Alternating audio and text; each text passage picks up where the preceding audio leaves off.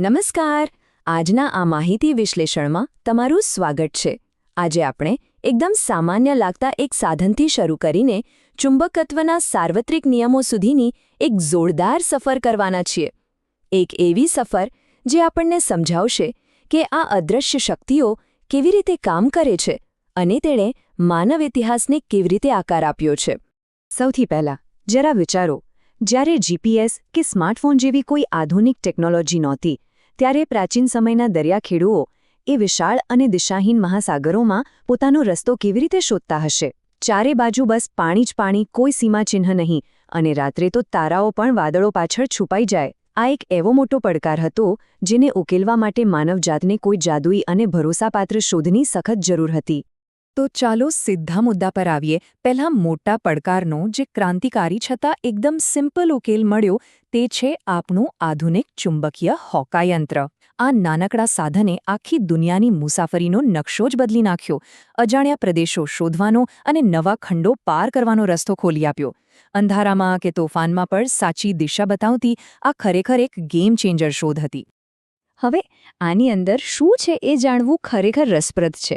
તેમાં ઉપર એક પારદર્શક કવર હોય છે, જેની અંદર એક સોયાકાર ચુંબક મુક્તપણે ફરી શકે તે રીતે એક નાનકડી ધરી પર ગોઠવાયેલું હોય છે. આ સોયનો જે છેડો ઉત્તર દિશા બતાવે છે તેને સામાન્ય રીતે લાલ રંગથી રંગવામાં આવે છે, જેથી તમે તરત જ દિશા ઓળખી શકો, અને તેની બરાબર નીચે દિશાઓ અંકિત કરેલો એક ડાયલ હોય છે. આટલી સરળ ગોઠવણી હોવા છતાં તે એકદમ સચોટ કામ કરે છે. આ બધું જોયા પછી તમારા મનમાં કદાચ એવો સવાલ થતો હશે કે શું આપણે જાતે જ ઘરે આવો કોઈ સાધન બનાવી શકીએ ખરા? શું આ અદૃશ્ય શક્તિને આપણે જાતે જ અનુભવી શકીએ? વેલ, એનો જવાબ છે બિલકુલ હા, અને એ પણ ઘરની સામાન્ય વસ્તુઓમાંથી, માત્ર 2 જ સ્ટેપમાં. પહેલું સ્ટેપ છે એક સામાન્ય લોખંડની સોયને ચુંબકીય બનાવવી, અને બીજું સ્ટેપ છે એ ચુંબકીય બનેલી સોયને એવી રીતે તરતી મૂકવી કે જેથી તે મુક્તપણે કોઈપણ દિશામાં ફરી શકે.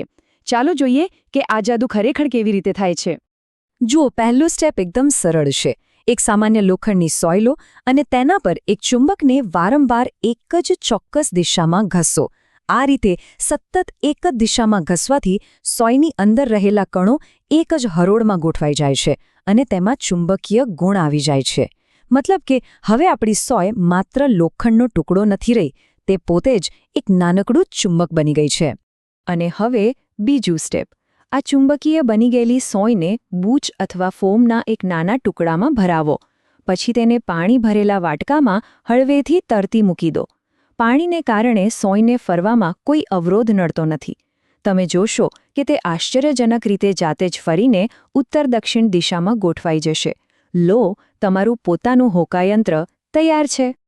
તમને જાણીને નવાઈ લાગશે કે માત્ર આધુનિક વિજ્ઞાન જ નહીં, આજના આ હોકાયંત્રો આવ્યા એના વર્ષો પહેલાં આપણા પ્રાચીન ભારતીયો પણ આ જ કન્સેપ્ટનો ઉપયોગ કરતા હતા. આપણો ઇતિહાસ અને વિજ્ઞાન એકબીજા સાથે કેટલા જોડાયેલા છે તેનું આ એક ઉત્તમ ઉદાહરણ છે. હા, પ્રાચીન ભારતમાં આ સાધનને મત્સ્યયંત્ર એટલે કે માછલી હોકાયંત્ર કહેવામાં આવતું.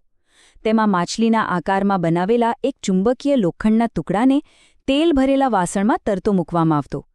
તેલની સપાટી પર તરતી આ લોખંડની માછલી સમુદ્રમાં સફર કરતા દરિયાખેડૂઓને અચૂક સાચી દિશા બતાવતી હતી. છે ને અદ્ભુત? ઠીક છે, હવે એક નવો સવાલ. સાધનો તો આપણે સમજી લીધા, પણ આની પાછળનું વિજ્ઞાન શું છે? જ્યારે 2 ચુંબક એકબીજાની બરાબર સામે આવે ત્યારે ખરેખર શું થાય છે? આ અદૃશ્ય શક્તિઓ એકબીજા સાથે કેવી રીતે રિએક્ટ કરે છે? આને સમજવા માટે આ સરળ પ્રયોગ જુઓ. પેન્સિલના રોલર પર મૂકેલા ચુંબક એની નજીક જ્યારે હાથમાં પકડેલું ચુંબક બી લાવીએ ત્યારે બેમાંથી એક વસ્તુ થાય છે. ક્યારેક તે ચુંબક એને ધક્કો મારીને દૂર ફેંકે છે, તો ક્યારેક તેને પોતાની તરફ ખીંચી લે છે. બસ આ જ પ્રયોગમાંથી આપણને ચુંબકત્વના સૌથી પાયાના નિયમો મળે છે. રૂલ એકદમ સિમ્પલ છે. સમાન ધ્રુવો એટલે કે 2 ઉત્તર ધ્રુવો અથવા 2 દક્ષિણ ધ્રુવો હંમેશા એકબીજાને દૂર ધકેલશે, અને તેનાથી ઉલટું અસમાન ધ્રુવો એટલે કે એક ઉત્તર અને એક દક્ષિણ ધ્રુવ હંમેશા એકબીજાને પોતાની તરફ આકર્ષશે. આ જ ખેંચાણ અને ધકેલવાની અદૃશ્ય શક્તિ પર હોકાયંત્રની સોય કામ કરે છે.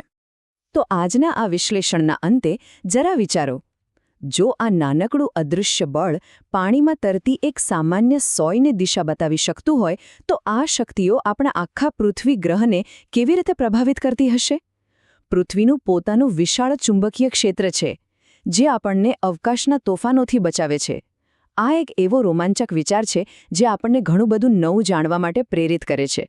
તો આજે અહીં જ અટકીએ છીએ. ફરી મળીશું આવા જ કોઈ રસપ્રદ વિષય સાથે.